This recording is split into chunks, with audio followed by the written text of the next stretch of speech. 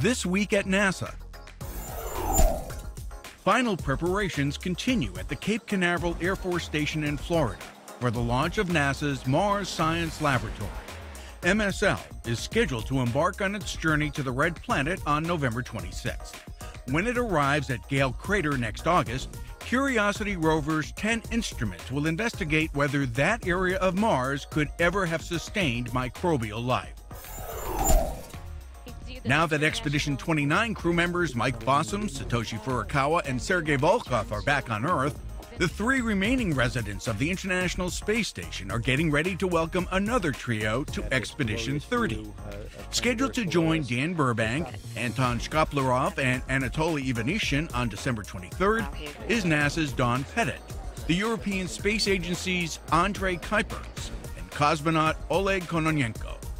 Now into its 12th year of continuous human presence, the world's only laboratory in microgravity has led to breakthroughs in science and technology that are improving our quality of life here on Earth. Also changing lives is a spin-off of important equipment aboard the ISS.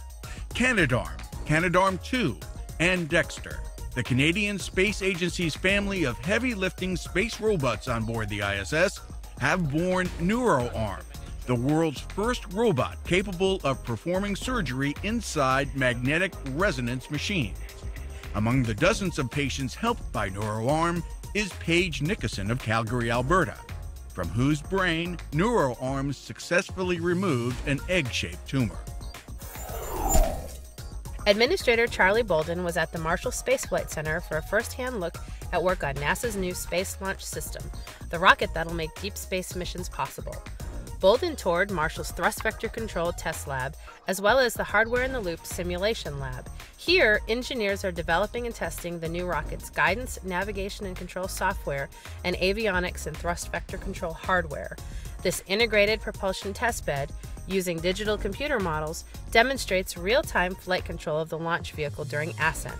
What we're able to do in this facility is take the hardware, test it out a little bit, take the software, test it out a little bit, and marry them up right here in the sim lab, so that, we're going to have real live flight hardware with real live flight software married up in this facility, so that if there's something that's going to go wrong, we discover it here in Huntsville before we take it to Florida and put it on a vehicle. The Marshall Center is leading design and development of the Space Launch System.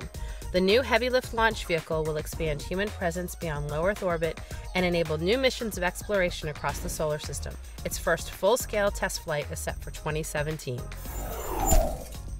3, 2, 1. The Mighty Eagle, NASA's robotic lander designed to explore the surface of the moon, asteroids, and other destinations, performed a successful altitude test flight at the Redstone Test Center on Redstone Arsenal in Huntsville. As directed, the lander hovered, flew up to 100 feet before putting down safely at the test site. Once again, a nationwide survey ranks NASA among the best places to work in the federal government, at number 5.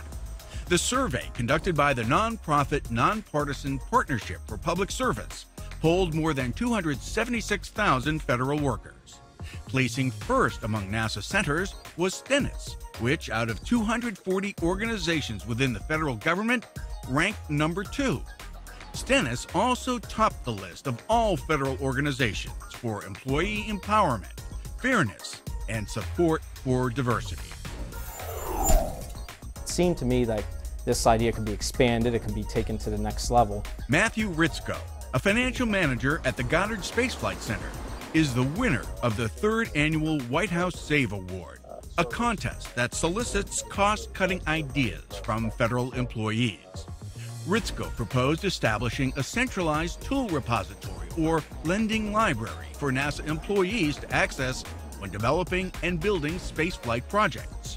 Ritzko's plan is being included in the White House's annual budget request.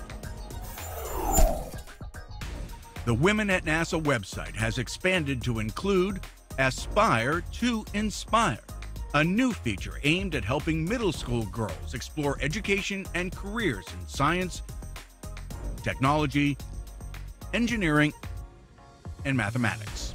5 videos explore the careers and backgrounds of early career women who work for NASA in each of the STEM fields. Aspire to Inspire also lists community organizations and NASA-affiliated outreach programs that emphasize STEM. 4 Twitter feeds enable site visitors to interact with the young women featured in the videos. NASA spin-offs are the subject of 2 new public service announcements airing on NASA TV. Speaking of space technology, do you know that space is hidden all around you? The first features ELF 6409EF from Sony Pictures' new film Arthur Christmas. Our animated protagonist illustrates how NASA-developed space technologies are making our lives better here on Earth. Hi, I'm Nora Jones. And I'm Piers Sellers. And Grammy-winning singer-songwriter Nora Jones teams up with astronaut Piers Sellers on the second PSA.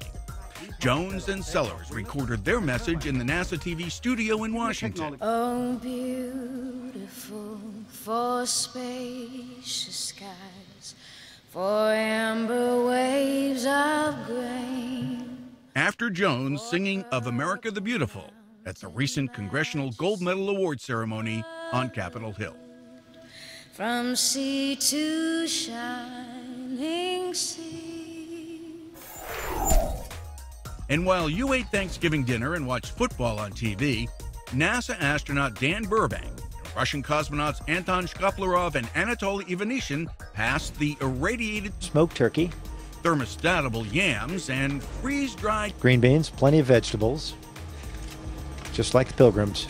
Their International Space Station meal of thanks also included NASA's own cornbread dressing, home-style potatoes, and some cranberries. For dessert, what could be better than cherry blueberry cobbler? And the best view from any Thanksgiving table anywhere. And that's This Week at NASA. For more on these and other stories, log on to www.nasa.gov.